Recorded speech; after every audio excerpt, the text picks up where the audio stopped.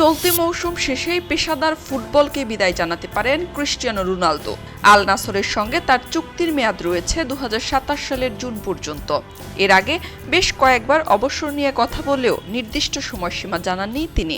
Fashion ও lifestyle সাময়িকী ভোগকে দেওয়া এক সাক্ষাৎকারে 41 বছর বয়সী পর্তুগিজ মহাতারকা সরাসরি বলেছেন, সম্ভবত ফুটবলার হিসেবে এটাই আমার শেষ বছর।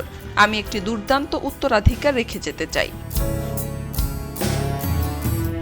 এর আগে গত বছরের নভেম্বরে রোনালদো জানিয়েছিলেন আরও 1 বা 2 বছর খেলা চালিয়ে যাওয়ার প্রত্যাশা করছেন তিনি। একই সঙ্গে 2026 বিশ্বকাপকে নিজের শেষ বিশ্বকাপ বলেও নিশ্চিত করেছিলেন। তবে বিশ্বকাপে স্পেনের কাছে হেরে বিদায় নেওয়ার পরও ঠিক কবে ফুটবলকে বিদায় বলবেন তা স্পষ্ট করেননি। এবার অবশ্য অবসরের পরের জীবনীয় পরিকল্পনা শুরু করে দিয়েছেন 41 বছর বয়সী এই তারকা। ফুটবল ছাড়ার পর পরিবারের সঙ্গে আরও বেশি সময় কাটাতে চান তিনি। অবসর পরবর্তী জীবন নিয়ে রোনালদো বলেন, আমার ভবিষ্যতের পুরো রূপরেখা তৈরি করা আছে।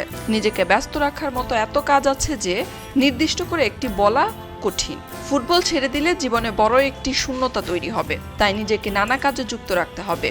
আরো বেশি ঘুরতে চাই, নিজের পছন্দের প্যাডেলে খেলা দেখতে ও খেলতে চাই। সবচেয়ে বড় কথা, 25 বছরের দীর্ঘ আত্মত্যাগের পর আমরা যা অর্জন করেছি তা উপভোগ করতে চাই।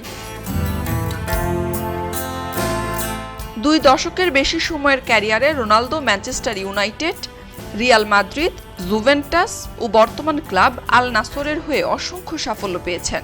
2002 সালে স্পোর্টিং লিসবনের হয়ে সিনিয়র ক্যারিয়ার শুরু করা এই ফরওয়ার্ড ক্লাব ও জাতীয় দলের হয়ে এখন পর্যন্ত 976 গোল করেছেন।